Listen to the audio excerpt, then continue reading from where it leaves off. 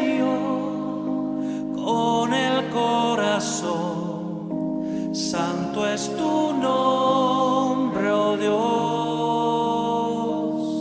De tu gracia y favor cantaré, tu nombre alabaré. Cantaré al Señor con el corazón. Santo es tu nombre, oh Dios. De tu gracia y favor cantaré, tu nombre alabaré. Amén, hermanos. Vamos a abrir nuestras Biblias entonces en 1 Samuel, capítulo 17. 1 Samuel, capítulo 17, vamos a leer allí. Los filisteos juntaron su ejército para la guerra y se entregaron en Soco, que es de Judá, y acamparon entre Soco y Azeca en Efes-Damim. También Saúl y los hombres de Israel se juntaron y acamparon en el valle de Ela, y se pusieron en orden de batalla contra los filisteos. Y los filisteos estaban sobre un monte a un lado, Israel estaba sobre el otro monte al otro lado, y el valle entre ellos. Salió entonces del campamento de los filisteos un paladín, el cual se llamaba Goliat de Gat, y tenía de altura 6 codos y un palmo. Y traía un casco de bronce en su cabeza y llevaba una cota de malla, y era el peso de la cota 5.000 ciclos de bronce. Sobre sus piernas traía grebas de bronce y jabalina de bronce entre sus hombros. El asta de su lanza era como un rodillo de telar, y tenía el hierro de su lanza 600 ciclos de hierro, e iba su escudero delante de él, y se paró y dio voces a los escuadrones de Israel, diciéndoles: ¿Para qué os habéis puesto en orden de batalla? ¿No soy yo el filisteo y vosotros los siervos de Saúl? Escoged entre vosotros un hombre que venga contra mí. Si él pudiere pelear conmigo y me venciere, nosotros seremos vuestros siervos, y si yo pudiere más que él y le venciere y lo venciere, vosotros seréis nuestros siervos y nos serviréis. Y añadió el filisteo: hoy yo he desafiado el campamento de Israel, dadme un hombre que pelee conmigo. Oyendo Saúl y todo Israel estas palabras del filisteo, se turbaron y tuvieron gran miedo. Y David era hijo de aquel hombre efrateo de Belén de Judá, cuyo nombre era Isaí, el cual tenía 8 hijos, y en el tiempo de Saúl este hombre era viejo y de gran edad entre los hombres.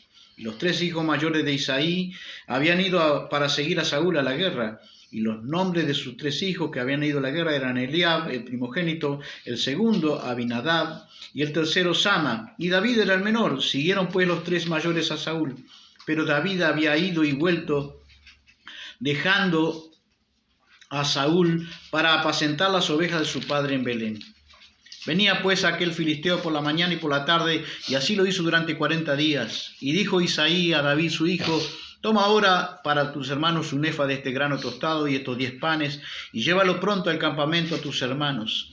Y estos 10 quesos de leche los llevarás al jefe de los 1000, y mira si tus hermanos están buenos y toma prenda de ellos. Y Saúl y ellos y todos los de Israel estaban en el valle de Ela peleando contra los filisteos. Se levantó pues David de mañana, y dejando las ovejas al cuidado de un guarda, se fue con su carga como Isaí le había mandado, y llegó al campamento cuando el ejército salía en orden de batalla y daba el grito de combate. Se pusieron en orden de batalla Israel y los filisteos, ejército frente a ejército. Entonces David dejó su carga en mano del que guardaba el bagaje y corrió al ejército, y cuando llegó preguntó por sus hermanos si estaban bien.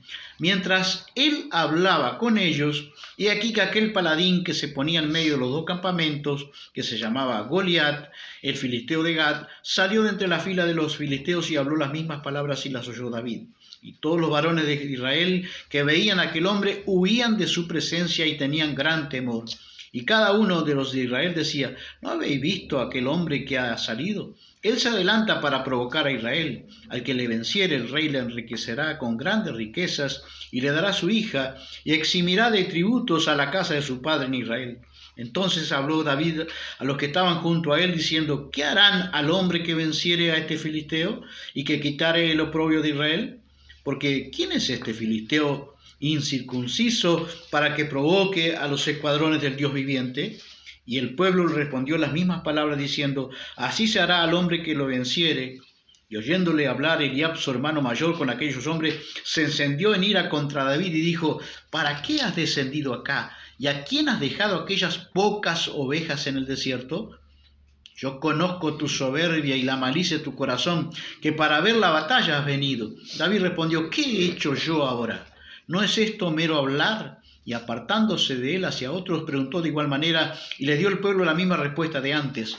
Fueron oídas las palabras que David había dicho, y las refirieron delante de Saúl, y él lo hizo venir. Y dijo David a Saúl, no desmaye el corazón de ninguno a causa de él, tu siervo irá y peleará contra este filisteo. Dijo Saúl a David, no podrás tú ir contra aquel filisteo para pelear con él, porque tú eres un muchacho y él un hombre de guerra desde su juventud. David respondió a Saúl, tu siervo era pastor de las ovejas de su padre, y cuando venía un león o un oso y tomaba algún cordero de la manada, salía yo tras él y lo hería y lo libraba de su boca. Y si se levantaba contra mí, yo le echaba mano de la quijada y lo hería y lo mataba. Fuese león, fuese oso, tu siervo lo mataba, y este filisteo incircunciso será como uno de ellos, porque ha provocado al ejército del Dios viviente. Añadió David a Jehová, añadió David, Jehová que me ha librado de las garras del león y de las garras del oso, él también me librará de la mano de este filisteo. Y dijo Saúl a David, ve, y Jehová esté contigo. Y Saúl vistió a David con sus ropas y puso sobre su cabeza un casco de bronce y le armó de coraza, y ciñó David su espada sobre su vestido y probó a andar porque nunca había hecho la prueba. Y dijo David a Saúl, yo no puedo andar con esto porque nunca lo practiqué. Y David echó de sí aquellas cosas. Y tomó su cayado en su mano, y escogió 5 piedras lisas del arroyo, y las puso en el saco de pastoril, en el zurrón que traía, y tomó su honda en su mano, y se fue hacia el filisteo. Y el filisteo venía andando y acercándose a David, y su escudero delante de él. Y cuando el filisteo miró y vio a David, le tuvo en poco, porque era muchacho y rubio, y de hermoso parecer. Y dijo el filisteo a David, ¿soy yo perro para que vengas a mí con palos? Y maldijo a David por sus dioses. Observe eso, maldijo a David por sus dioses. Dijo luego el filisteo a David, ven a mí y daré tu carne a las aves del cielo y a las bestias del campo. Entonces dijo David al filisteo, tú vienes a mí con una espada y lanza y jabalina, mas yo vengo a ti en el nombre de Jehová de los ejércitos, el Dios de Israel, los escuadrones de Israel, a quien tú has provocado. Jehová te entregará hoy en mi mano, y yo te venceré, y te cortaré la cabeza, y daré hoy los cuerpos de los filisteos a las aves del cielo y a las bestias de la tierra, y toda la tierra sabrá que hay Dios en Israel. Y sabrá toda esta congregación que Jehová nos salva con espada y con lanza, porque de Jehová es la batalla, y él os entregará en nuestras manos. Y aconteció que cuando el filisteo se levantó y echó a andar para ir al encuentro de David, David se dio prisa y corrió a la línea de la batalla contra el filisteo. Y metiendo David su mano en la bolsa, tomó de allí una piedra y la tiró con la honda, e hirió al filisteo en la frente, y la piedra quedó clavada en la frente y cayó sobre su rostro en tierra. Así venció David al filisteo con honda y piedra, e hirió al filisteo y lo mató, sin tener David espada en su mano. Entonces corrió David y se puso sobre el filisteo, y tomando la espada de él y sacándola de su vaina, lo acabó de matar, y le cortó con ella la cabeza. Y cuando los filisteos vieron a su paladín muerto, huyeron. Levantándose luego los de Israel y los de Judá, gritaron y siguieron los filisteos hasta llegar al valle y hasta las puertas de Crom. Y cayeron los heridos de los filisteos por el camino de Saraín hasta Gat y Ecrón. Y volvieron los hijos de Israel de seguir tras los filisteos y saquearon su campamento. Y David tomó la cabeza del filisteo y la trajo a Jerusalén, pero las armas de él las puso en su tienda. Y cuando Saúl vio que David salía a encontrarse con el filisteo, dijo a Abner, general del ejército, Abner, ¿de quién es hijo ese joven? Y Abner respondió, vive tu alma, oh rey, que no lo sé. Y el rey preguntó, pregunta de quién es hijo ese joven. Y cuando David volvía de matar al filisteo, Abner lo tomó y lo llevó delante de Saúl, teniendo David la cabeza del filisteo en su mano. Y le dijo Saúl, muchacho, ¿de quién eres hijo? Y David respondió, yo soy hijo de tu siervo Isaí de Belén. Amén. Amén. La historia de David tomando relevancia pública. ¿Cómo llegó hasta ahí? Yo creo que hay un camino, un proceso de capacitación que Dios hace con David. Por eso hoy vamos a empezar simplemente con el primer punto. El primer punto se llamaría, o cómo se llamaría esta enseñanza, vamos a tratar solo este punto hoy, lo que solo Dios ve. Luego sería el domingo siguiente, si Dios nos permite, claro está, cuando alguien ve lo que Dios ve. Y el tercer, como una especie de mensaje seguido, ¿no? Cuando todos ven lo que Dios ve, o lo que Dios hizo. Ese sería el título del mensaje. Para comenzar, hermanos, siempre yo digo, para comenzar para llegar a este punto donde expresamos la lectura de la historia de la vida de David, para llegar a este punto tenemos que comenzar diciendo que hay una parábola que a mí siempre me causó cierta acercamiento a mis convicciones. La parábola se llama la parábola de Dios llamando obreros a su viña, Mateo 20. No es para buscarlo, simplemente para empezar la enseñanza. Esa parábola dice: el reino de los cielos es semejante a un hombre padre de familia que salió por la mañana a contratar obreros para su viña. Y habiendo convenido los obreros un denario al día, los envió a su viña. Eso está en el versículo 20. Y en el 26 dice, de Mateo: y saliendo cerca de la hora 11, halló a otros que estaban desocupados y le dijo: ¿por qué estáis aquí todo el día desocupados? Le dijeron: porque nadie nos ha contratado. Él le dijo: y también vosotros a la viña y recibiréis lo que sea justo. Cuando llegó la noche, el señor de la viña dijo a su mayordomo: llama a los obreros y págales el jornal, comenzando de los postreros hasta los primeros. Y usted sabe, no sé si recuerda esa parábola, dice que el reino de los cielos es semejante, dijo Jesús, a un padre de familia, ese padre representa a Dios, que sale a contratar obreros por la mañana. Los primeros obreros que contrata se entiende que es más o menos las 6 de la mañana. Luego dice que ese padre de familia, porque la cosecha se tenía que cosechar en forma, valga la redundancia, rápida, porque si venían las lluvias se echaba a perder la cosecha. Y entonces había que guardar la cosecha de la viña. Entonces dice que el padre de familia sale a contratar obreros para su viña. Y contrata a las 6 de la mañana, luego contrata a otros a las 9 de la mañana, luego contrata a otros a las 12 y luego creo que hasta las 3 de la tarde. Y luego dice que a la 11ª hora es las 5 de la tarde. Los judíos trabajaban hasta las 6 de la tarde. Entonces hay mucha interpretación esa. Dice que sale a contratar obreros incluso a las 5 de la tarde y les pregunta: ¿por qué estáis aquí todo el día desocupados? Dice, y ellos respondieron: porque nadie nos ha contratado. Pero a mí lo que siempre me intrigó de esta parábola, hermanos, que esa gente que se contrató a última hora trabajaron solo 1 hora. Cuando llegó la noche, dice que los que el señor de la viña le dijo al mayordomo: cuando llegó la noche, págales el jornal.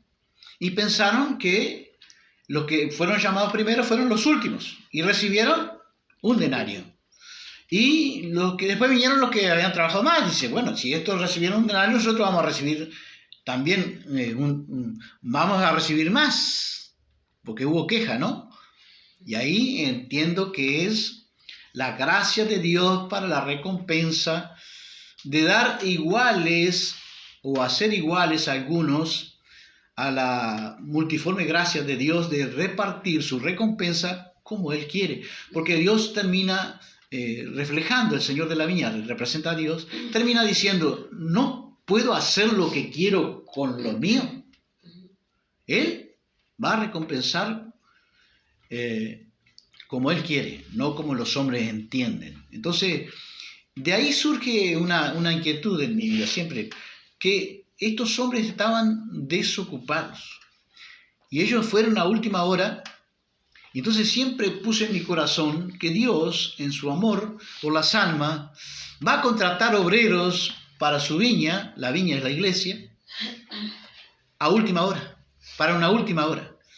La última hora, se lo mira de mucha perspectiva esta parábola, pero yo la encaro, el perfil mío es que Dios va a establecer obreros, así lo creo en mi corazón, mi convicción. Somos los obreros de la 11ª hora, de la última hora. Estamos en una perspectiva bíblica de días, los últimos días, ¿no? Las señales están por doquier de la venida del Señor, y entonces yo creo que antes de la venida del Señor va a haber un último, permítame esta palabra, un último esfuerzo de parte de Dios para buscar salvación de otras muchas almas. Y va a necesitar, ¿qué cosa? Dijo Jesús, que oráramos para que el Padre envíe obreros a sus mies. Y lo que yo veo en estos obreros de la 11ª hora, que trabajaron solo una hora, pero ellos estaban, ¿qué cosa? Preparados. Yo los veo preparados. Porque si dijese, tenía que haber... imagínense que a última hora, una hora de trabajo y todavía tendría que enseñarles cómo trabajar con. Pero lo que yo percibo es que estaban preparados. Entonces, yo digo la pregunta de mía, ¿somos los escogidos para ser los obreros de la 11ª hora? A mi humilde opinión, sí. A mi humilde opinión, sí. ¿Y qué vamos a hacer o qué estamos haciendo hasta que Él nos contrate? Permítame esta expresión. Porque estaban desocupados, ¿no? Aparentemente no tenían mucha utilidad en la viña, pero ellos estaban preparados. Así que, ¿qué podemos hacer hasta que el Señor nos contrate? Bueno, yo veo una preparación, una capacitación de parte de Dios, que a veces olvidamos, hasta que Él nos contrate. Dios capacita primero, ¿no? Si alguien dice la Biblia que somos soldados en Cristo, ¿no? Un soldado para enrolarse en el ejército, primero tiene que hacer ¿qué cosa? Primero va a formarse como recluta, ¿no? Y luego sí pasa a integrar en las filas del ejército. Bueno, Dios es lo mismo, hermanos. Nosotros podemos... Y yo veo 3 etapas en la capacitación de Dios. Primero Dios capacita, y en esa capacitación yo enfoqué las tres etapas. La etapa número 1, lo que yo llamé, en la batalla espiritual, Dios, tenemos una batalla, ¿no? Y nos está preparando para una batalla espiritual. Después que nos enrolamos del lado de Cristo, nosotros ahora tenemos una batalla espiritual, la queramos reconocer o no. Estamos enrolados en una batalla espiritual, con el reino de las tinieblas, ¿no? El reino de la luz con el reino de las tinieblas. Y entonces Dios nos va a capacitar para la batalla espiritual y nos va a capacitar también para lo que muchas veces o pocas veces se nos habla, del carácter de Cristo, del carácter cristiano, de nuestro carácter. Para tratar de formarnos, nos va a formar, nos va a dar forma al carácter de Cristo. Nos va a preparar para la guerra. Entonces yo veo 3 etapas. La primera etapa, número 1, yo creo que Dios nos capacita primero. Y la etapa que yo llamé el anonimato o el secreto de Dios. O lo que dice el mensaje, el título del mensaje. Lo que solo Dios ve. Cuando está haciendo con nosotros, pero hace sin que nadie se dé cuenta. Dios está forjando en nosotros obreros para ser contratados el día de mañana para trabajar en su viña. Porque va a requerir de nosotros una preparación. Yo miraba un video de un hermano que está en España y él dice que Europa, yo sé que eso sí es así, Europa está totalmente en oscuridad espiritual. Y él decía en su mensaje, yo ya había empezado a armar en mi corazón, y ayer yo miraba eso, Dios no es casualidad, Dios mismo provisionando de que estamos en la visión correcta. Entonces él decía que Europa necesita obreros maduros, no necesita obreros solo, obreros maduros, porque estamos en una generación de mucho adelanto tecnológico y científico y todo lo demás. Tenemos que estar preparados para ser una generación que pueda edificar, aportar el grano de Dios para llevar sus almas a salvación. Amén, hermanos. Amén. Y entonces sí, necesitamos estar capacitándonos hasta que Dios nos contrate. ¿Quién dice que nosotros no vamos a ser, quizás algunos de nosotros, algunos de los que nos escuchan, no sé, gente llamada para ir a evangelizar a Europa, o de misioneros a Europa, o por diferentes circunstancias que Dios puede preparar? Amén. Y entonces la primera capacitación es esa, en el anonimato o en el secreto de Dios. La segunda es cuando Dios ve lo que nadie ve, esa es la primera. La segunda etapa que yo veo es cuando alguien ve lo que nadie ve. Ya alguien ve lo que casi nadie ve de afuera, pero ya alguien nota que Dios está haciendo algo en nosotros. Eso ocurre, hermano. Con el mismo Señor Jesucristo, ¿no? ¿Qué estuvo haciendo 30 años? Capacitados. Y yo, 30 años para aparecer a los 30 años en escena pública. A los 30 años. ¿Qué estuvo haciendo 30 años? Bueno, hay un silencio total, ¿no? De las Escrituras. Capacitando a su Hijo. Porque era 100% Dios y 100% hombre. Entonces, capacitando a su Hijo, así lo entiendo yo. Y luego Jesús, me acordaba, por ejemplo, en la boda de Caná, su madre le dice que le habían quedado sin vino, y él dice, todavía no es mi hora, pero ya vemos que la segunda etapa aparece allí, ¿no? Una etapa donde alguien ya sabe que Dios está haciendo algo en lo secreto con esa persona. Lo mismo que hizo con Pedro, hermano. ¿Cuánto le llevó a Pedro la capacitación? Pedro se encuentra con Jesús o está caminando con Jesús y Jesús le dice, Pedro, tú eres Pedro y a ti, cierto, también te digo que tú eres Pedro y a ti te daré la llave del reino de los cielos. Se entiende que era la llave de evangelización de nosotros los gentiles, pero no se la dio en el momento. Pero le dio una palabra profética. Pedro tuvo que esperar ¿cuánto? La capacitación de Pedro. 3 años, por lo menos 3 años. La capacitación de Pedro. Hasta que Pedro aparece en escena pública. Estamos leyendo, hemos terminado de leer la aparición pública de David. ¿Cuánto llevó de capacitación? Primero, Dios lo capacitó en el anonimato. Segunda etapa, Dios lo capacitó cuando alguien ve lo que nadie ve. Esa es la segunda etapa. Y la tercera etapa, cuando todos ven lo que Dios hace o hizo. Cuando ya todos ven. ¿Cuándo fue la etapa de David cuando todos vieron? Fue cuando mató a Goliat, en el capítulo 17, 1 Samuel. Ahí su persona tomó estado público. Pero, ¿cómo sabemos la primera etapa de lo que Dios estaba haciendo en David? Bueno, entonces la capacitación de Dios, hermano. ¿Qué es la capacitación? Para que llegue a esas 3 etapas. La capacitación de Dios es cuando Dios nos proporciona habilidades, dones y fuerza a través del Espíritu Santo y su gracia para servirle eficazmente y cumplir la misión que cada uno de nosotros tiene en la vida, en esta corta vida, y que el Señor nos ha encomendado. Ya sabemos que el domingo pasado hablamos de las buenas obras, ¿no? Las buenas obras que dice que hemos sido creados en Cristo Jesús para buenas obras, obras que tienen que ser motivadas, hechas por el amor. Esa es la motivación correcta. Y con excelencia, calidad superior. Porque Pablo dice, les muestro un camino más excelente, el camino del amor. ¿Cuál es el camino de calidad superior? La palabra excelencia significa calidad superior.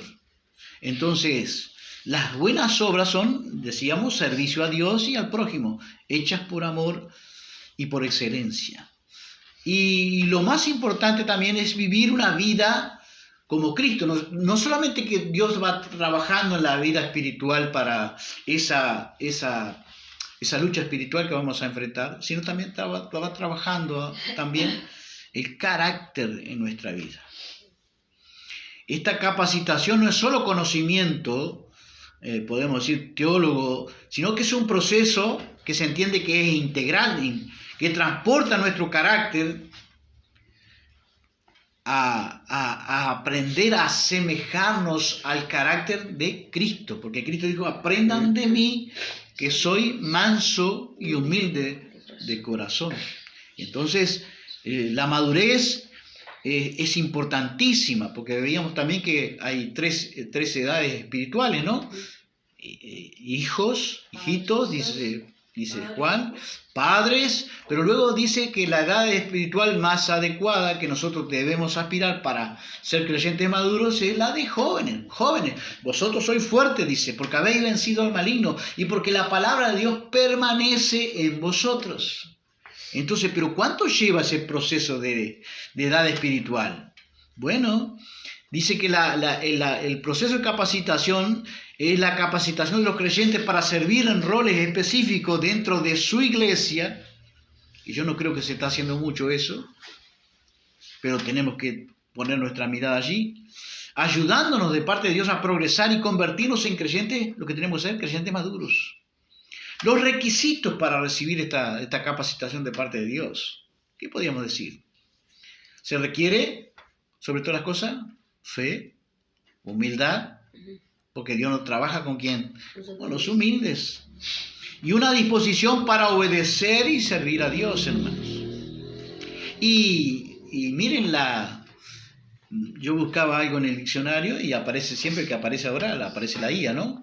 Y la inteligencia artificial reconoce que los requisitos para la capacitación de Dios, para la lucha espiritual, la batalla espiritual que estamos enfrentando, Pablo dice, yo he peleado la buena batalla. Así que hay una batalla que todos los creyentes tenemos que enfrentar, enrolados después que nos hemos decidido por Cristo, hemos entregado nuestra vida a Cristo, nos enrolamos, querramos o no reconocerlo, en una batalla espiritual.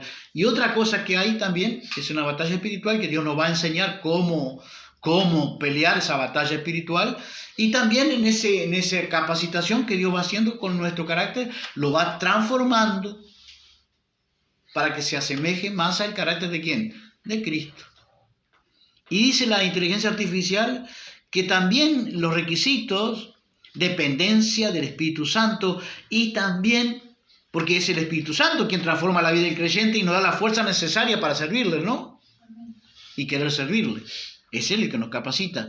Pero también la inteligencia artificial, digo, al contrario de mucha gente, de la inteligencia artificial dice que necesitamos dentro de esos requisitos de la capacitación de Dios el bautismo del Espíritu Santo. En el contexto cristiano esto implica recibir la promesa del Padre y estar lleno del Espíritu para cumplir con la misión divina que todos tenemos. Todos tenemos una misión en la vida. Amén. Buenas obras que Dios ha preparado de antemano para que nosotros anduviésemos por ellas. Porque la habilidad, hermanos, sin carácter, ¿qué pasa? ¿Saúl tenía alguna habilidad? Sí. ¿Qué problema tenía Saúl? Carácter. Sansón, ¿se acuerdan de Sansón? Terrible fuerza, terrible habilidad, terrible gracia de parte de Dios. ¿Pero qué le faltaba a Sansón? Carácter. Habilidad sin carácter, hermanos. Porque ¿qué es el carácter? Es mi forma de ser. Yo lo busqué para resumirlo. ¿Qué Dios forja nuestro carácter? ¿Qué decir que Dios forja nuestro carácter? Es nuestra forma de ser. Un carácter cristiano. Es mi forma de ser semejante a la mejor semejanza de Cristo.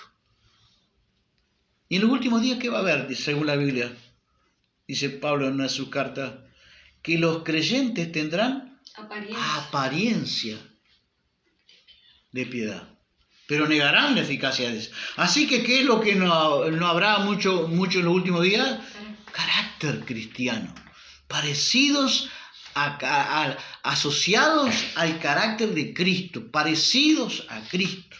Que Dios nos ayude a hacerlo. Porque la habilidad sin carácter es la persona que posee talento o la capacidad para hacer algo, pero carece de esos rasgos que son morales y la firmeza de la voluntad que le permitan usar esa habilidad de buena manera y responsablemente. Un don, tener un don, porque todos queremos dones, ¿no? Amén. La Biblia dice que por lo menos un creyente, todo creyente tiene asignado por lo menos un don. Según el don que cada uno ha recibido, dice, ministrelo a los otros. Pero un don o un talento descontrolado es cuando la habilidad es grande, pero se utiliza sin propósito, sin ética o sin dirección. O falta de integridad. La persona puede realizar tareas complejas o dominar una habilidad, pero no está guiada por principios morales o valores sólidos. Nos acordábamos de Sansón, mostraba su falta de carácter. Y la falta de carácter, hermanos, se puede manifestar como una cobardía. Un creyente sin carácter es cuando nos acobardamos, somos cobardes, nos falta resolución en la vida, o también mostramos una incapacidad para mantenernos firmes en nuestras convicciones frente a la presión de la batalla espiritual. ¿Va a haber batalla espiritual? ¿Va a haber presión? Para que nos animemos, para que nos sintamos frustrados, para que nos sintamos, bueno, ahora hasta los pastores están mandando al psicólogo a los creyentes, aunque usted no lo crea, cuando tenemos todo en Cristo para vencer, esa capacitación que Dios hace a través de su Espíritu Santo. Tenemos que capacitarnos para forjar en nosotros un corazón de obrero maduro. Estar preparados para el día de mañana cuando el Señor nos pueda contratar. Amén. Oremos al Padre para que envíe obreros a su mies. Pero ¿cómo serán los obreros? ¿Cualquier obrero? No, el mundo va a necesitar obreros maduros. Una formación de parte de Dios.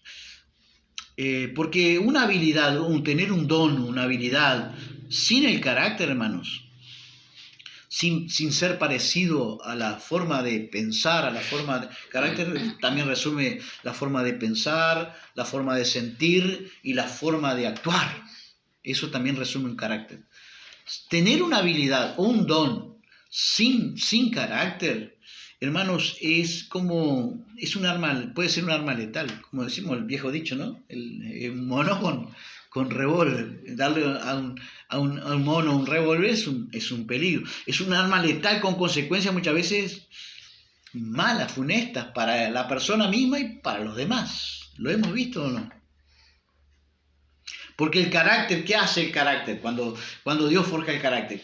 ¿Dios primero forjará el carácter para darle a una persona un don? Sí, sin lugar a dudas que sí. Primero hace así. Forja el carácter, porque el carácter es como el marco se llama el marco ético, que nos permite no salirnos del descontrol. ¿Cuántos creyentes con dones y con habilidades dadas por Dios incluso, pero sin carácter, pueden hacer mucho daño, incluso a la iglesia o a las personas? Una habilidad, un don, es como un cuchillo afilado, pero si no tiene un uso apropiado, puede convertirse en un arma letal. Tiene que saber manejar. El carácter es la base para el éxito sostenible. Yo me acordaba para sostener el éxito. ¿Qué es el éxito? ¿Alguien se acuerda de lo que es podemos definir el éxito? Hacer lo que Dios me mandó a hacer. Nehemías dice, conceda a tu siervo buen éxito. ¿Cuál era el éxito de Nehemías? Pues reedificar los muros de Jerusalén. Y los reedificó. Y eso es éxito en la vida. Y alguien se acuerda, por ejemplo, de un futbolista, ¿no? Argentino. Todos sabemos más o menos, ¿no? No quiero nombrar, pero yo miro los videos, la forma, la gracia que Dios le había dado, esa habilidad. Así lo entiendo yo también, para desenvolverse en una cancha de fútbol, pero su carácter dejaba mucho que desear. Y para sostener la base del éxito sostenible en el tiempo, necesitamos desarrollar el carácter. Es fundamental para manejar la fama, el éxito o los grandes poderes. Si Dios nos va a dar fama, poder, ¿por qué no? ¿Por qué no? ¿Sabía manejar el Señor la fama? Nos dice, y su fama se extendía por todas partes. Pero no se le iban los humos a la cabeza, pero muchas veces los futbolistas, por ejemplo, ¿cuántos futbolistas que no tienen un carácter forjado, formado, bien centrado, la fama, o el dinero, o el poder, o la riqueza, les enloquece la cabeza? Y terminan teniendo vidas y propósitos frustrados, ¿no? Entonces, el carácter nos proporciona esa dirección, es como un marco que no nos permite salirnos de ahí. Y las habilidades que el Señor pueda darnos pueden ser de bendición para nuestro bien propio y nuestro también bienestar incluso de los demás. Porque el carácter es la base para el éxito sostenible, ¿no? Dijimos eso. Vienen con las responsabilidades, con los dones, con las gracias. ¿Qué vienen también? Las responsabilidades. Porque todos nos acordamos de recibir dones y habilidades y gracias divinas, pero conjuntamente con eso, ¿qué vienen? Responsabilidades. Al que más se le dará, eso dijo Jesús. Un carácter fuerte con rasgos como la persistencia, la disciplina, la confianza, es lo que permite a una persona superar los obstáculos y seguir avanzando, incluso cuando la habilidad puede fallar. En resumen, el carácter en la persona, en nosotros, los creyentes, es la brújula que dirige la habilidad, asegurando que el potencial no se convierta en una fuerza destructiva, sino en un medio para el crecimiento y cumplir así el objetivo final que es. ¿Cuál es el objetivo final? De que Dios nos dé un don, una gracia, un talento, una habilidad. Glorificar a Dios, honrar y glorificar su nombre. Y para que eso ocurra, ¿qué vamos a necesitar? Un carácter. Un carácter. Mire, Saúl, Dios le dio el reinado a Saúl, pedido por el pueblo. Dios le provee un rey al pueblo, pero ¿qué pasa con la vida de Saúl? Sin carácter. Se desquició. Y allí estaba Saúl. Entonces, un mal carácter, hermanos. Si tenemos un mal carácter como tenía el rey Saúl, así lo veo en la Biblia, no estoy hablando de mal carácter de momento, que todos tenemos alguna explosión de mal carácter, ¿no? Todos, eso somos falibles. Pero estoy hablando de una repetición constante. Cuando una persona, un creyente, tiene mal carácter constante, una actitud constante de comportamientos, actitudes, pensamientos, sentimientos o conductas que no condicen con la vida cristiana, negativa, podemos decir, como puede ser un carácter irritable, un carácter grosero, impaciente o agresivo hacia los demás, no debe ser una constante en nuestra vida. Porque Dios capacita también nuestro carácter. Amén, hermanos. Y no solo capacita la guerra para la guerra espiritual, la batalla espiritual que todos estamos inmersos en el momento que recibimos a Cristo, también nos capacita para llevarnos a un estado público, como lo llevó David. En el anonimato nos capacita con la formación de nuestro carácter. Usted lo va a ver a David, ¿no? Hemos leído 1 Samuel 17 y vemos a David matando al gigante, pero en ningún momento usted puede ver en David un ápice de orgullo o de vanidad. Le da toda la gloria a Dios, le atribuye toda la batalla librada, victoriosa a Dios, le concede todo crédito de triunfo a Dios, porque eso es la formación de un carácter. ¿Cuándo Dios empieza a tratar? En la primera etapa, en el anonimato. Porque esa manifestación de victoria en la tercera etapa, ahí la primera etapa es en el anonimato, nadie ve lo que Dios está haciendo en nosotros, trabaje su carácter, trabaje, deje que Dios le enseñe su vida, la batalla espiritual. En el anonimato todavía no tiene un estado público. Después la segunda etapa, alguien ya ve, ¿no? La segunda etapa, después la vamos a ver a David, con David.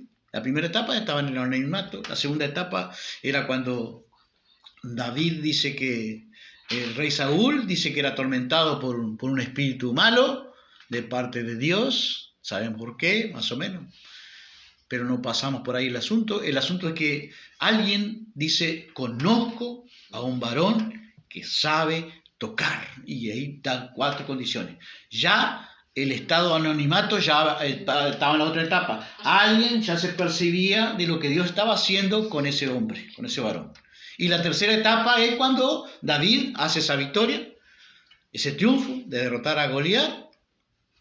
Nadie se animaba, David se anima por el poder del Espíritu Santo, por la comunión, pero era un atributo que no le surgió de golpe, sino que era una consecuencia de la primera etapa, cuando Dios trabajaba con él en el anonimato.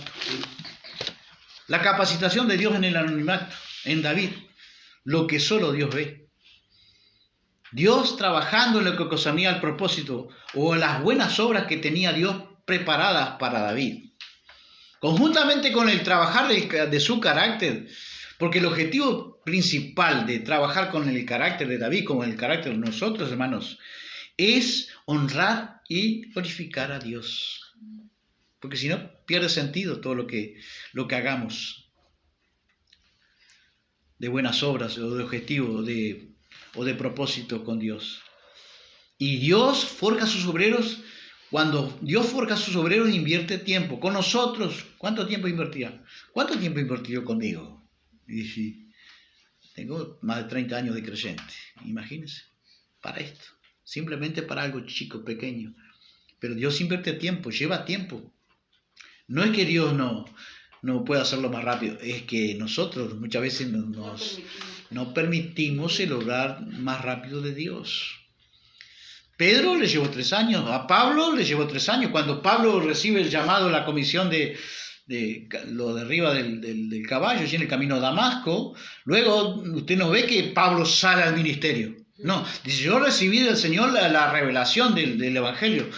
Por revelación, dice, por el mismo Dios, ¿no? Por el mismo Señor, le revela el Evangelio. Pero Pablo, después de ese acontecimiento, Pablo se va a Damasco y pasa 3 años que nos dice qué estuvo haciendo Pablo. ¿Qué estuvo haciendo Pablo esos 3 años? Podemos concluir con la verdad, está la verdad que la Biblia nos declara y la verdad que no nos declara, pero podemos conjeturar que Pablo en esos 3 años que estuvo haciendo, pues recibiendo capacitación de Dios, parte de Dios, un proceso de capacitación de parte de Dios, en tanto en la lucha espiritual, en la guerra espiritual que iba a encarar de aquí en más, y también en la otra área. ¿Cuál era la otra área? Pues el carácter. Antes, 3 años. ¿Moisés cuánto le llevó? 40. Para ser el hombre más manso de la tierra, 40. Manso es poder bajo control. Eso es la palabra manso. 40 años. Con Cristo podemos conjeturar que insumió 30 años. Usted me dice, bueno, pero Cristo con 12 años, pero solo aparece en eso nomás cuando él estaba, y que estaba haciendo, ya estaba creciendo en la capacitación, ¿sí o no? Mire, con 12 años dice que lo encontraron en el templo, ¿no? Dándole argumentos, presentando los argumentos a los maestros de aquel entonces. Antes de tener un ministerio público, la capacitación espiritual de la batalla espiritual y un carácter maduro insume tiempo en el anonimato. Anónimos, hermanos. Trabaje. Deje trabajar a Dios en su vida. Amén. No estoy haciendo mucho para Dios. Dios está haciendo mucho conmigo. Está invirtiendo conmigo, con usted. Amén. Preparándonos para cosas grandes. ¿Podemos Amén. creer? Amén. Para cuando si Él nos llega a contratar, no es una obligación, es una visión simplemente. Si Él nos va a contratar, va a salir a contratarnos, pero va a contratar obreros preparados. Amén. Capacitados en el anonimato, nadie nos conoce. No importa que seamos desconocidos, lo importante es estar dejándose trabajar por el divino alfarero en las manos de nuestro Dios. Y yo veo 2 capacitaciones en el anonimato. Todo creyente comprometido de verdad con Cristo y con un propósito en su vida será capacitado. Uno será capacitado por Dios en la batalla espiritual, que todos estamos inmersos al salir de las tinieblas, Pablo dice, he peleado la buena batalla de la fe, 2 Timoteo 4, versículo 7. Y era un objetivo de Dios preparar también, en este caso, a David, para que a su debido tiempo, momento exacto, David, en el anonimato primero, en la segunda etapa, alguien se percibe de lo que Dios está haciendo en David, pero ahora, para salir estado público, ahora tuvo que pasar un proceso de preparación. Y era objetivo de Dios preparar a David para su debido momento, en su debido momento, enfrentar a Goliat. Porque Goliat no fue una batalla solamente física, fue una batalla espiritual. Por eso yo hice hincapié cuando estábamos leyendo la lectura, el libro de los Hechos, que dice que le maldijo a David por sus dioses. Era la lucha de los dioses paganos con el Dios verdadero que estaba en la vida de David. Y Dios tenía que ser glorificado en la vida de David. Esas armas de intimidación que Goliat trató de intimidar en David. Ven a mí, te daré tu carne a las aves del cielo. ¿Quiénes son las aves del cielo? Los demonios. Era una lucha entre el diablo, Satanás y el Dios mismo. ¿Y qué más? Y a las fieras del campo. Ahora, en esa tercera etapa de exposición pública que llegó David, por eso leímos la última, ¿yo permanezco pasivo o activo? No, yo estoy activo. Pero estoy en el anonimato. Nadie se tiene que enterar. Pero Dios está trabajando con nosotros. Amén, hermanos. Amén. Porque un carácter, en la formación de la batalla espiritual y en la formación de nuestro carácter, la formación de nuestro carácter tiene un objetivo final que es, vuelvo a repetir, glorificar a Dios y ser semejante a Cristo. Esa es la formación de nuestro carácter. Y eso insume mucho tiempo para Dios. No porque Dios no pueda hacerlo antes, es que nosotros muchas veces demoramos el proceso de trabajo espiritual que Dios hace o quiere hacer con nuestras vidas. Jesús decía, por eso dice 1 Samuel 17:46, porque mire, el objetivo final del carácter de David y el carácter de nosotros, ¿cuál es? Glorificar a Dios y ser semejante a Cristo. Mire lo que dice David después que había hecho ese triunfo enorme frente a Goliat. 1 Samuel 17:46. Todos sabrán, dice, te mataré y te cortaré la cabeza y todo lo demás. Y porque todos sabrán que hay un Dios en Israel. Glorificar a Dios. Jesús dijo, aprendan de mí que soy manso y humilde de corazón. Porque tenemos enemigos espirituales invisibles que solo ha de ser vencido. Esa batalla es una batalla espiritual que Dios tiene que enseñarnos a pelear. Porque si no, es un enemigo espiritual invisible, no se ve. En la lucha de David, el enemigo se mostraba enfrente y todos sabían, era visible de cierta manera. Pero ahora nuestra batalla espiritual es una batalla mucho más sofistificada. El enemigo no se ve, pero está debajo de la superficie. Pero Pablo lo identifica. Un enemigo espiritual que solo debe o puede ser vencido con armas espirituales. Y nosotros tenemos que aprender a usar las armas espirituales que Dios nos ha dado. Por ejemplo, Efesios 6 tiene toda la armadura de Dios. Dice que tenemos que tomar, ¿cuánto? Toda la armadura de Dios. Porque nos hace oposición real, pero no es visible a simple vista, como sí lo veía David. David podía ver el gigante. Nosotros a veces tenemos gigante, pero no lo podemos ver. Y a veces vemos que ese gigante nos impide avanzar, nos impide alcanzar los objetivos que sabemos que son de parte de Dios en nuestro corazón. Porque estamos peleando aprendiendo la batalla espiritual. Tenemos que aprender a pelear la batalla espiritual de la mano del Señor. Amén. Y forjando en ese carácter también que Dios está. Las dos cosas que Dios hace. Un enemigo real nos hace oposición real, pero no es visible a simple vista, está bajo superficie, pero libra una batalla que es invisible.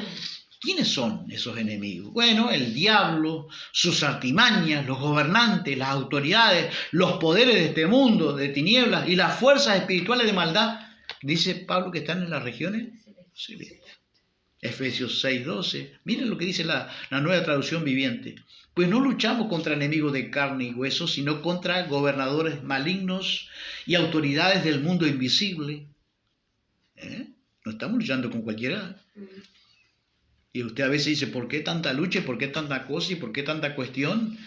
Porque a veces ignoramos que estamos en una lucha, no una lucha física, invisible, pero sí hay una lucha fuerte, cada vez más intensa. No luchamos contra enemigos de carne y hueso, sino contra gobernadores malignos y autoridades del mundo invisible, contra fuerzas poderosas de este mundo tenebroso y contra espíritus malignos de los lugares celestiales. Eso dice la versión Nueva Traducción Viviente. Batalla que debe ser librada con armas espirituales, porque son enemigos demoníacos, espirituales que no vemos, pero que están allí en oposición a nuestro avance. Y Dios nos capacita, ¿dónde? En el anonimato. Amén. La primera etapa es en el anonimato. La segunda etapa es cuando alguien ya se percibe que Dios está haciendo algo con nosotros. Y la tercera etapa, tomamos estado público. Así capacita Dios en etapas que podamos verla, que podamos creer. Porque estamos en terreno enemigo, hermano, de cierta manera. El diablo es llamado en este mundo el príncipe de este mundo. Efesios 2, dice que Juan 12:31, el diablo es llamado el príncipe de este mundo. En Efesios 2:2, el príncipe, se le llama al diablo el príncipe de la potestad del aire. O sea que el aire está contaminado. Efesios 2 Corintios 4:4, se le llama al diablo el dios de este mundo. Apocalipsis 12:10, se le llama el acusador de los creyentes. Debemos estar, por lo tanto, al tanto de sus tácticas. Que a veces los creyentes estamos en la luna, ¿no? No ignoremos la maquinación del diablo, que es lo que el diablo está forjando muchas veces en nosotros. De cierta manera, muchas veces estamos desprovistos. 2 Corintios 2:11 dice que debemos estar alerta al tanto de las tácticas del diablo. Tenemos que recordar que sus ministros, el diablo tiene ministros. Así como Dios tiene sus ministros, el diablo también tiene sus ministros, hermanos. Ministros que se disfrazan como ángeles de luz, 2 Corintios 11:14. Sus ministros también se disfrazan, como lo dijo Cristo, son lobos con piel de cordero, Mateo 7:15. Así que no son fáciles de detectar. Muchas veces nosotros estamos distraídos y muchas veces podemos estar siguiendo a alguien que está vestido con piel de cordero, pero es un ministro del diablo. Que Dios nos ayude, hermanos. Capacitados por Dios para vencer futuras batallas más grandes. Porque la Biblia dice que somos más que vencedores, somos triunfantes por medio de aquel que nos amó. Amén. Amén. Amén. Más que vencedores significa, y todos lo sabemos, pero a veces no lo vivimos, imposible que seamos derrotados. Dejémonos trabajar. David dejó trabajar a Dios en el anonimato, lo que solo Dios ve. ¿Cómo sabemos que David trabajaba? ¿Qué dejó trabajar David en el anonimato cuando nadie lo conocía? Cuando el profeta fue a buscar ese futuro rey, Dios le dijo, ve allá a la casa de Isaí y allá yo te enseñaré a quién debes ungir. El profeta llegó allá, el primero que vio, Abinadab, creo que era el primero, vio a alguien grande, hermoso. Dijo, ¿de cierto? Delante de Jehová estás ungido. No, este no es. Porque Dios no mira al principio, ¿cuál era? No mira lo que el hombre mira. ¿Dónde mira Dios? El corazón. ¿Dónde trabaja Dios? El corazón es el centro espiritual del ser humano. Allí trabaja Dios. No mira lo que mira el hombre. ¿Dónde mira el hombre? Mira lo exterior. ¿Dónde mira Dios? Mira el interior. ¿Dónde está Dios trabajando en el anonimato? ¿Qué está haciendo? ¿Dónde? El énfasis trabajando en nuestro interior. ¿Dónde pone el énfasis la religión? En lo exterior. Dios totalmente al contrario. ¿Qué batalla había ganado en el anonimato David antes de enfrentar a Goliat? Bueno, antes de llegar a la tercera etapa, ¿dónde sabemos? La tercera etapa es la etapa de exposición pública, ¿no? David ahora dice, ¿quién es este? El rey. El rey sabía quién era. Sí. Sabía, había tocado para él antes. El rey lo que quería saber si David tenía algún linaje de algunos guerreros victoriosos. Porque no podía creer que era el mismo muchacho que le tocaba para él. Él había tocado, sabía que era hijo de Isaí. Él quería ver si había algún linaje de poderosos en la vida de David. Pero lo que no entendía Saúl es que David, al contrario de él, había sido trabajado en el anonimato. Y cuando el profeta Samuel va a la casa, dice, ¿son todos tus hijos? No, está el más chico. ¿Y dónde está ese? Está cuidando las ovejas. O sea, no estaba en el radar de nadie. Nadie veía a David como un candidato para rey. Nadie, ni el padre, ni los hermanos. Nadie. Ninguneado por todos. Así que si te ningunea tu familia, te ningunean, no sé quién sea, no importa. Tal vez podamos ser como David. Lo importante es que estaba en el radar de Dios. Amén. Y cuando vuelve David, lo llaman, dice, este es, úngelo. Pero enseguida empezó a tomar el reinado, ¿no? ¿Qué empezó? Siguió, ¿qué cosa? La capacitación. Siguió la capacitación. Dios capacitando a su siervo. Para que a su debido momento apareciera, ¿a dónde? En manifestación pública. La tercera etapa. ¿Qué sabemos que Dios había hecho en el anonimato antes de enfrentar a Goliat? Bueno, ¿cómo sabemos lo que Dios había capacitado a David? ¿En qué forma? Bueno, 1 Samuel 17:34, David respondió a Saúl, tu siervo era pastor de las ovejas. Dice, pero tú no puedes enfrentarlo a él, muchacho. Tú eres un muchacho y él es un hombre experimentado desde el niño en la guerra. Dice, vas a perder. Eso es lo que decía Saúl, lo que veía Saúl. Ni Saúl se imagina. Saúl era el candidato para enfrentar a Goliat, pero no le daba la nasta. ¿Por qué no le daba la nasta? Porque no tenía la capacitación de Dios, no tenía el poder del Espíritu Santo. Ya no estaba con Saúl. El poder del Espíritu Santo venía en decadencia, venía en declive la presencia del Espíritu Santo, venía en declive. De tal manera que dice que hasta que se apartó el Espíritu Santo de Saúl. Y todo por el contrario, David venía en ascenso espiritual, dejando trabajar a Dios en su vida. Y David respondió a Saúl, tu siervo era pastor de ovejas de su padre, y cuando venía un león, un oso, y tomaba algún cordero de la manada, salía yo tras él, y lo hería, y lo libraba de su boca, y si se levantaba contra mí, lo echaba mano de la quijada, lo hería, y lo mataba. Fuese león, fuese oso, tu siervo, pero miren la humildad, tu siervo, no dice yo, no, tu siervo. Reconocimiento, sumisión, un carácter de un hombre trabajado por Dios para grandes cosas. Sumisión, humildad, reconocimiento a los demás, aunque sabía, se daba cuenta seguramente que sí, que Saúl venía en declive espiritual en su autoridad, en su soberbia, en su ostentación de esa autoridad. David dice, tu siervo. ¿Con qué respeto, no? ¿Qué más decía? ¿Qué vemos qué le había enseñado Dios en el anonimato? Tu siervo lo mataba y este filisteo incircunciso será como uno de ellos. ¿Qué manifiesta Dios había hecho en el anonimato con David? Tenía que trabajar la confianza en Dios. ¿Cómo tiene que trabajar en nosotros la confianza? No nacemos con confianza, al revés. ¿Qué más tenía que trabajar Dios? Dependencia. Porque ha provocado el ejército del Dios viviente. Mire, cómo toma la batalla con el Goliat David. Celoso de la honra de Dios y de su ejército. Él podría haber dicho, se está metiendo conmigo, ahora va a ver. ¿Qué dirían hoy los modernos apóstoles de hoy, que están llenos de soberbia muchas veces? No todos, pero algunos. Pero David muestra grandes muestras de humildad en su hablar. Dice, Jehová me ha librado de las garras del león y de las garras del oso, él también me librará de la mano de este filisteo. Le da toda la atribución de que el poder ¿a quién? A Dios. Tenía que ser trabajado. Y eso no nace en un momento, eso es fruto de una capacitación en el anonimato. ¿Qué vemos en David? Sumisión, tu siervo irá y peleará con él. Había vencido otra cosa que había vencido en el anonimato. Dios le había enseñado a David, y eso lleva tiempo para que también nos enseñe a nosotros. Había vencido el temor natural. Pues todos tenemos temor natural. Mire, él había peleado con osos, con leones, y le sacaba los corderos de la boca.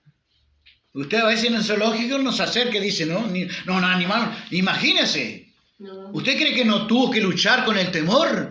Bueno, porque Jesús también nos enseña a nosotros, dice, no tengan temor de nada, no tengan temor de nada, les enseñaré a quién deben tener.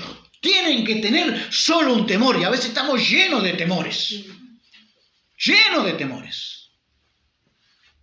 Porque no nos hemos capacitado en la intimidad con Dios, en el secreto de Dios. Dios tiene que capacitarnos para perder todo temor. Tenemos que llevarlo a los pies de Dios, todo temor. Tengo temor al mañana, tengo temor al futuro, tengo temor de quedarnos sin trabajo. Miren los temores que tenemos hoy. Y David había vencido los temores naturales y ahora tenía solo un temor. Le enseñaré a quién deben temer. Teman a aquel que tiene potestad después de que se mueran de echarlos en el mismo infierno. A ese sí os digo, tengan temor. Dice, vete de aquí, le dijeron a Jesús. Vienen unos fariseos, unos enemigos. Le dice, vete de aquí porque Herodes te viene a matar. ¿Y qué le dije a Jesús? Id y decid a aquella zorra. Lo identificó a una zorra. Posiblemente a quién se estaba refiriendo. A Satanás mismo, que quería que Jesús saliera corriendo en temor. ¿Ustedes creen que no le pudo haber venido un cierto temor a Jesús? Pero él estaba capacitado para vencer. El temor de Cristo era solamente al Padre. Por eso él predicaba con su ejemplo. Ir y decir a aquella zorra, he aquí, hoy y mañana hago curaciones, y al tercer día terminó mi obra. Voy a hacer lo que tengo que hacer. A mí no me va a correr nadie. Cuando lo que hicieron, llevar hasta el borde del precipicio. Lo llevaron hasta un borde del precipicio en el comienzo de su ministerio. Pero dice que pasado por el medio de ellos, pasó y se fue. ¿Por qué no pudieron precipitarlo? Tal vez si usted y yo nos llevaran al borde de un precipicio y me van a matar. Pues lo que a veces el hombre teme, que le dice que le vendrá, pues eso. Jesús tenía el dominio del temor, solo un temor. David había sido trabajado, había desarrollado también un potencial de confianza en Dios. Tenía una absoluta dependencia. Él os entregará en nuestras manos. Él podía haber dicho, Él me entregará en mi mano. Usted manga de cobarde. ¿Le podía haber dicho o no? Sí. Usted que se esconde, yo lo voy a entregar por ustedes. Mire qué dirían hoy. Una vez estábamos expulsando un demonio. Y el hermano, en vez de ayudarme, cruzaba los brazos así. Después que se cansó, me miró así, como diciendo, sobrándome, y me dijo, como diciendo, ahora mírame a mí. Así se echa un demonio. Hermanos, en la carne, soberbia, en la carne, absoluta dependencia a Dios, humildad. Podría haber dicho, Dios me lo entregó en mis manos, no lo hizo.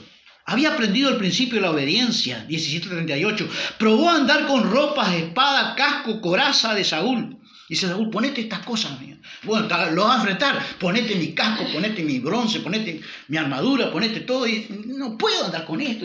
Pero le obedeció. No, yo voy a pelear como yo quiero. No. Sometimiento a la autoridad.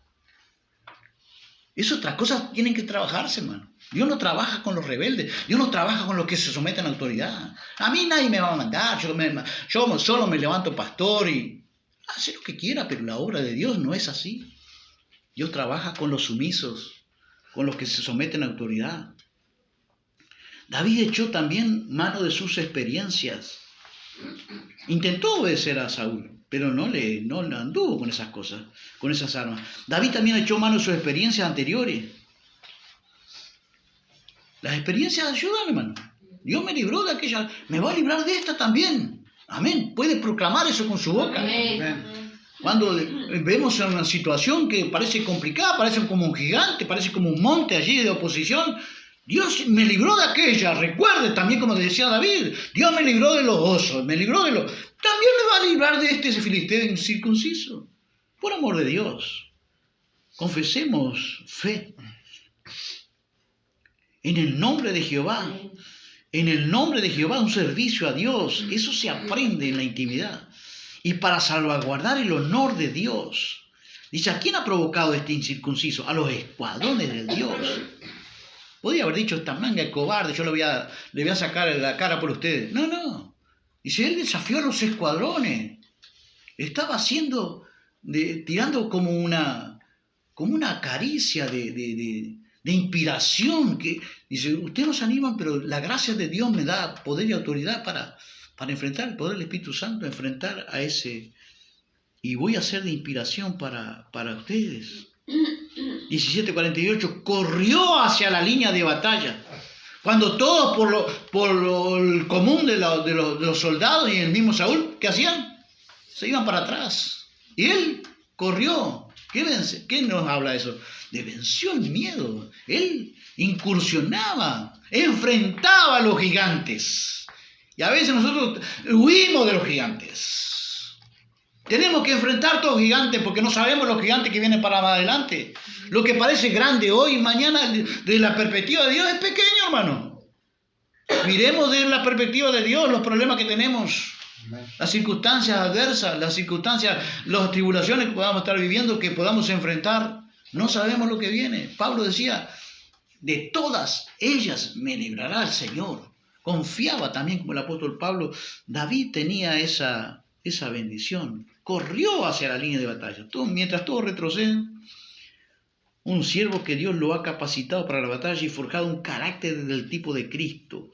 David tenía solo un temor, ya hemos dicho, porque las batallas más chicas te libran de tener temor, las batallas más grandes. El salmista dice en el Salmo 22:20, Él libra de la espada mi alma, del poder del perro mi vida, me salva de la boca del león y me libra de los cuernos de los búfalos. Y cada una de las partes tiene su significado. Él libra de la espada mi alma, hombres que querían matarlo. El poder del perro mi vida, malos obreros, personas que en vez de bendecirte están allí, pero que son instrumentos de Satanás para forjarnos el desánimo, el desaliento o el prejuicio. Me salva de la boca del león. ¿Quién es que habla? La boca del león, la intimidación, la manipulación, esa boca del león que todos podemos escuchar en nuestra mente y corazón. Amén. Podemos poner confianza. Y me libra de los cuernos de los búfalos. Cuando habla de los cuernos de los búfalos, se cree que habla de líderes corruptos que quieren hacernos daño, perjuicio, que podamos confiar en esa confianza en la intimidad con Dios. Amén. Amén. Dejémonos trabajar en la intimidad, en el anonimato con Dios. Porque el carácter de Cristo se manifestó en forma sublime, por ejemplo, en Lucas 9:51. Y cuando se cumplió el tiempo en el que Él había de ser recibido arriba en el cielo, afirmó su rostro para ir a Jerusalén. Dice que hubo una expresión de su rostro que fue registrada en la Biblia. Afirmó su rostro para ir a Jerusalén. Él sabía lo que iba a enfrentar el gigante que venía en Jerusalén. Allí lo iban a matar. Allí él iba a ser entregado en manos de impíos, hombres que por envidia le habían entregado. Pero dice que él afirmó su rostro, mostrándonos que el carácter de Cristo tenía firmeza de carácter, determinación en su carácter, una entera disposición a servir a Dios con todo, aunque le costara su propia vida, como la entregó el Señor. Nosotros también, hermanos, tenemos que llegar a esa estatura de madurez espiritual, porque Apocalipsis 12 dice, y ellos le han vencido por medio de la sangre del Cordero, además, por la palabra del testimonio, la palabra de Dios morando en nosotros, y menospreciaron sus vidas hasta la muerte. Amén. Amén. Que Dios nos ayude a imitar esa batalla. El próximo domingo, si Dios nos permite, seguiremos con la segunda etapa. La primera etapa que hoy hemos hecho énfasis, ¿cuál es? Cuando lo que solo Dios ve. Luego, si Dios nos permite, el próximo domingo estaremos interpretando un poquito más de la segunda etapa que podemos percibir allí en la palabra de Dios, que nos enseña. Cuando alguien ve lo que Dios ve, que Dios está haciendo en nosotros. Y la tercera etapa que viene, cuando tomamos, si Dios nos contrata, a un estado público, como lo hizo David. Amén. David recorrió las 3 etapas. Cristo, así lo entiendo también, y todos los siervos de Dios han recorrido esas 3 etapas. No están así como yo las presenté, pero las quiero poder de alguna manera inspirar a que nosotros estemos en la primera etapa, en la segunda etapa o en la tercera etapa, sigamos dejándonos capacitar por Dios para la lucha espiritual, para la guerra espiritual que estamos inmersos, querramos reconocerlo o no, cada vez se va a intensificar más. Nuestra lucha no es contra personas, sino contra poderes de las tinieblas, que lo recordemos, que nos hagamos cargo en nuestro corazón, de que no luchamos contra enemigos de carne y hueso, sino contra gobernadores malignos, autoridades del mundo invisible, contra fuerzas poderosas de este mundo tenebroso, contra espíritus malignos en lugares celestiales. Tenemos que batallar con armas espirituales que Dios nos va enseñando, Amén. nos va a capacitar para luchar con armas espirituales, que casi todas son defensivas, pero que hay una ofensiva. ¿Cuál es? ¿Cuál es? Espada. La espada del Espíritu, que es la palabra de Dios. Cuando Pablo habla de esa espada del Espíritu, para terminar, que es la palabra de Dios, no habla más bien de esa espada larga que nosotros podemos pensar, sino que habla más bien de la especie de la daga que usan los soldados en la bayoneta, en esa lucha cuerpo a cuerpo, cuando estamos con Satanás allí, que muchas veces está en la mente de, como peleó, así lo entiendo yo, en la mente de Cristo, con Cristo. En la tentación en el desierto. ¿Y qué le respondía el Señor? Escrito está. Capacitado por Dios. Amén. Amén. Aunque estemos en el anonimato. Aunque nos sintamos que todavía no hemos sido contratados para trabajar en la viña. ¿Qué estamos haciendo? ¿Qué estamos haciendo? Preparándonos, capacitándonos de parte de las manos de Dios para la lucha espiritual, para la guerra espiritual en la que estamos inmersos, en esa batalla. Dice Pablo, yo he peleado la buena, no es mala, la buena batalla de la fe. He acabado la carrera. Dejémonos capacitar por Dios para esa batalla. Amén. Y en esa batalla también, Dios que va a trabajar también en nuestra vida, el carácter, para que seamos semejantes a Cristo. Padre, te damos gracias por tu palabra. Pedimos la bendición sobre quien puede oír, quien puede aplicarla, quien puede creerla. Señor, te damos las gracias. Ayúdanos y enséñanos, Espíritu Santo, a guardarla en nuestro corazón como María lo hacía, Señor. Escuchaba al Señor y guardaba todas las cosas en su corazón. Padre, guarda nuestro corazón. Señor, que esa etapa del anonimato pueda ser de edificación en nuestra vida, Señor. Comprender que estamos siendo trabajados, preparados para grandes cosas, grandes propósitos. Y podamos decir como el salmista, tú cumplirás, oh Dios, tu propósito en mí, Señor. Capacítanos, Señor, con esa habilidad, con dones, con gracias divinas, pero también tú capacitas con el carácter, Señor, porque hemos entendido que una habilidad sobrenatural como es un don, Señor, puede ser desastroso si no tenemos un carácter formado como el de Cristo. Ayúdanos, Señor, en el nombre de Jesús, a entender, Señor, cada lección de enseñanza que tu Espíritu Santo nos va impartiendo para, Dios mío, crecer en esa estatura espiritual. No solamente ser como niños, sino como llegar a esa estatura espiritual de jóvenes, fuertes, que habéis vencido al maligno y que la palabra de Dios permanece en vosotros. Ayúdanos a ser ese equipo, Señor, preparado para ti, capacitado por ti, Señor, para pelear la buena batalla de la fe y para derramar en este mundo, o mostrar en este mundo el mismo carácter parecido, semejante al Cristo de la gloria,